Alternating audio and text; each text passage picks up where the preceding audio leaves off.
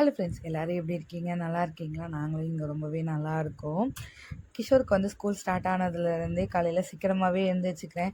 இந்த நாள் வரைக்கும் வந்து பார்த்திங்கன்னா லேட்டாக தூங்கி லேட்டாக எழுந்திரிச்சிக்கிறது, இந்த ஹேபிட்மே நல்லாவே இருக்குது. அலாரத்துக்கு முன்னாடி எழுந்திரிக்கிறது இன்னுமே நல்லா இருக்குது. 6:30 மணிக்கு தான் அலாரம் வச்சுருந்தேன். ஆனால் நான் வந்து பார்த்திங்கன்னா 6 மணிக்கே எழுந்திரிச்சிட்டேன். எழுந்திரிச்சிட்டு ஃப்ரெஷ்ஷப் ஆகிட்டு குழந்தை எழுந்திரிச்சோடனே குடிக்கிறதுக்காக பால் அடுப்பில் வச்சுருந்தேன். இன்றைக்கி வந்து பார்த்திங்கன்னா ஹெல்த்தியான, அதே மாதிரி குழந்தைங்களுக்கு ரொம்ப பிடிச்ச பேன்கேக் தான் பண்ண போகிறேன். அதில் ஒரு ட்விஸ்ட்டாக வந்து பார்த்திங்கன்னா கேரட் ஆட் பண்ண போகிறேன். இதுக்காக வந்து பார்த்திங்கன்னா கேரட்டை வந்து கட் பண்ணி வச்சுக்கிறேன். நான் இன்றைக்கி வந்து பார்த்திங்கன்னா ஓட்ஸ் வச்சு கேரட் பேன்கேக் தான் ரெடி பண்ண போகிறேன். இது நீங்கள் கோதுமை மாவில் கூட ட்ரை பண்ணலாம். நான் 1 கப் அளவுக்கு ரோல்டு ஓட்ஸ் எடுத்துக்கிறேன்.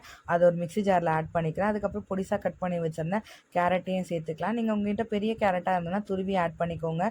இதில் 2 டேபிள் ஸ்பூன் அளவுக்கு மட்டும் சர்க்கரை ஆட் பண்ணிக்கிறேன். உங்கள்கிட்ட நாட்டு சர்க்கரை இருந்தால் நீங்கள் அதிகமாக ஆட் பண்ணிக்கலாம். அதுக்கப்புறம் ஒரு முட்டை, காய்ச்சி ஆற வச்சுருந்த பால், ஒரு சிட்டிகை அளவுக்கு உப்பு மட்டும் ஆட் பண்ணிவிட்டு மிக்சியில் வந்து நல்லா ஃபைன் பேஸ்ட்டாக அரைச்சி எடுத்துக்கோங்க. ரொம்ப தண்ணியாகவும் இருக்கக்கூடாது, அதே மாதிரி ரொம்பவும் திக்காகவும் இருக்கக்கூடாது.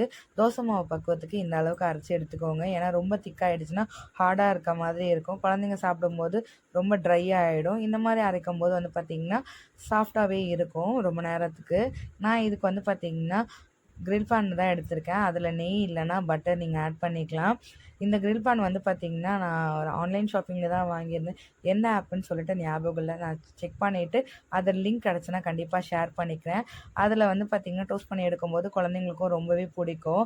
உங்கள்கிட்ட நார்மல் தோசைக்கல் இருந்தாலும் அதுலேயுமே நெய் இல்லை பட்டர் ஆட் பண்ணிவிட்டு நம்ம ரெடி பண்ணி வச்சுருந்த மாவை ஊற்றி 2 பக்கமும் நல்லா கோல்டன் ப்ரௌனிஷ் ஆகிற அளவுக்கு டோஸ்ட் பண்ணி எடுத்து ஸ்கூல் லஞ்ச் பாக்ஸ் கொடுத்து பாருங்கள். கண்டிப்பாக குழந்தைங்களுக்கு ரொம்பவே பிடிக்கும். காய்கறி பிடிக்காத குழந்தைங்க கூட இந்த மாதிரி செஞ்சு கொடுத்தா கண்டிப்பாக சாப்பிட்ருவாங்க. இதோட வந்து பார்த்திங்கன்னா நான் எப்பவுமே டெய்லி அவனுக்கு கொஞ்சம் நட்ஸ் கொடுத்து பழகுவேனா, ஸோ அதனால் கொஞ்சமாக நட்ஸ் வச்சு அவனுக்கு வந்து ஸ்நாக்ஸ் பேக் பண்ணி கொடுத்து அனுப்பி விட்டுட்டேன். நெக்ஸ்ட் வீக்கில் தான் இருக்குது டாஸ்க்கே. அவனுக்கு ஃபுல் டே ஸ்கூல் இருக்குது. ஸோ காலையில் எழுந்திரிச்சு ஸ்நாக்ஸ் பேக் பண்ணணும், லஞ்ச் பேக் பண்ணணும்.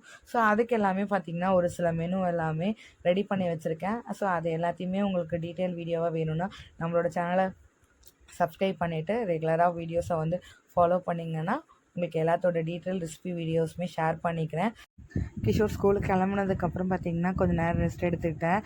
அதுக்கப்புறம் ஏதாவது ஜூஸ் மாதிரி போட்டு குடிக்கலான்னு சொல்லிட்டு பார்க்கும்போது வீட்டில் அன்னாச்சி பழம் இருந்ததா, ஸோ அதை வச்சு ஜூஸ் போடலான்னு சொல்லிட்டு கட் பண்ணியிருந்தேன்.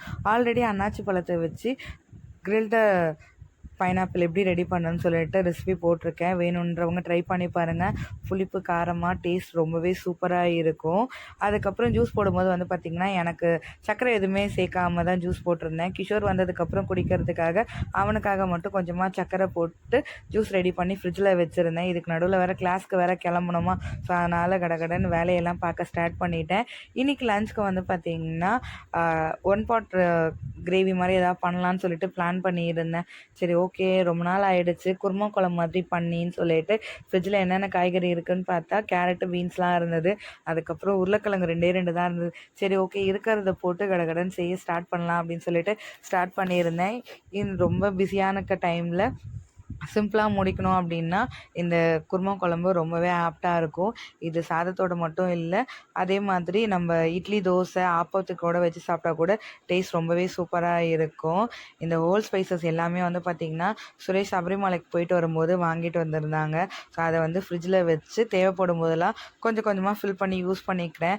இதோட அடுத்த வருஷம் அவருக்கு மலைக்கு போயிட்டு வரும்போது தான் வாங்கிட்டு வருவாங்களா, ஸோ அங்கே கொஞ்சம் ரேட் கம்மியாக இருக்கிறதுனால இந்த மாதிரி பல்காக வாங்கி ஸ்டோர் பண்ணி வச்சுப்பேன். இப்போ சிம்பிளான வெஜிடபிள் வச்சு குருமா எப்படி குக்கரில் பண்ணுறதுன்னு சொல்லிட்டு பார்க்கலாமா. அதுக்கு வந்து பார்த்திங்கன்னா குக்கரில் தேவையான அளவுக்கு எண்ணெய் சேர்த்துட்டு ஹோல் ஸ்பைசஸ் எல்லாமே ஆட் பண்ணிக்கோங்க. இதில் வந்து பார்த்திங்கன்னா வெங்காயம் வந்து ஒன்றும் பாதியமாக அரைச்சி வச்சுருக்கேன். அதோட வந்து கொஞ்சமாக மஞ்சள்தூள் சேர்த்து நல்லா வதக்கி விட்டுக்கிறேன். அதுக்கப்புறம் தக்காளியுமே ஒன்றும் பாதியமாக அரைச்சி வச்சுருந்தேன். அதையும் இதில் சேர்த்துட்டு 1 டேபிள் ஸ்பூன் அளவுக்கு இஞ்சி பூண்டு பேஸ்ட்டு சேர்த்து அது பச்சை வாசனை போனதுக்கப்புறமா நம்ம கட் பண்ணி வச்சுருந்த காய்கறி எல்லாத்தையுமே இதில் சேர்த்துக்கலாம். நான் இன்றைக்கி வந்து பார்த்திங்கன்னா கேரட்டு, பீன்ஸு, அதுக்கப்புறம் உருளைக்கிழங்கு சேர்த்துக்கிறேன். உங்களுக்கு விருப்பமாக இருந்ததுன்னா காலிஃப்ளவர் இந்த மாதிரி எந்த காய்கறி வேணால் சேர்த்துக்கலாம்.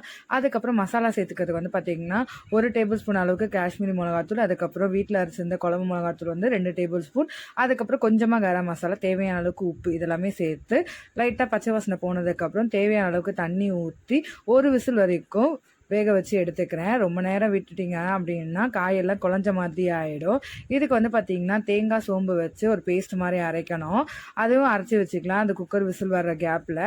இதோட வந்து பார்த்திங்கன்னா முட்டை ஆம்லெட் போட்டால் நல்லாயிருக்கும்னு தோணுச்சா. ஸோ அதனால் வந்து பார்த்திங்கன்னா வீட்டில் வந்து கொஞ்சமாக கேப்சிகமும் வெங்காயமும் இருந்தது. ஸோ அதை ரெண்டுத்தையும் கட் பண்ணி போட்டு ஆம்லெட் மாதிரி ரெடி பண்ணியிருந்தேன். உங்களுக்கு ஃபைபர் ரிச்சாக வேணும் அப்படின்னு எதிர்பார்க்கும்போது ப்ரோட்டீன் ஃபைபர் ரெண்டுமே மிக்சடாக வந்து இந்த மாதிரி காய்கறியோட ஆம்லெட் மாதிரி போட்டு சாப்பிடும்போது வயிறும் ஃபில்லிங்காக இருக்கும். வெயிட் லாஸ் டைமில் இந்த மாதிரி டிஃப்ரெண்ட்டாக செஞ்சு சாப்பிடும்போது டேஸ்ட்டும் ரொம்ப பிடிக்கும். எனக்கு இது ரொம்பவே பிடிக்கும். உங்களுக்கு யாருக்காவது பிடிக்கும் அப்படின்னா கமெண்ட் செக்ஷனில் சொல்லுங்கள். ஸோ உங்கள் வீட்டில் இன்றைக்கி என்ன ஸ்பெஷல் லஞ்சுன்னு சொல்லிட்டு கமெண்ட்டில் சொல்லுங்கள். இதே மாதிரி இன்னொரு இன்ட்ரெஸ்டிங்கான வீடியோவில் பார்க்கலாம். இந்த வீடியோ உங்களுக்கு பிடிச்சிருந்தா சேனலை சப்ஸ்கிரைப் பண்ணி சப்போர்ட் பண்ணுங்கள். நானும் சமையல் வேலையெல்லாம் முடிச்சுட்டு சாப்பிட்டுட்டு ஃப்ரெஷ்ஷப் ஆக்கிட்டு கிளாஸ்க்கு டைம் ஆகிடுச்சா. ஸோ அதனால் அதுக்காக ரெடி ஆகிட்டு இருந்தேன். சின்னவனும் தூங்கிட்டு இருந்தான், அவனும் எழுந்திரிச்சிட்டானா. ஸோ அவனையும் ஃப்ரெஷ்ஷப் ஆக்கிட்டு கையோட அவனையும் ரெடி பண்ணி அம்மா வீட்டில் கூட்டிகிட்டு போய் விட்டுட்டு அதுக்கப்புறம் தான் கிளாஸ்க்கு போகணும். இதே மாதிரி இன்னொரு வீடியோவில் பார்க்கலாம். பாய்.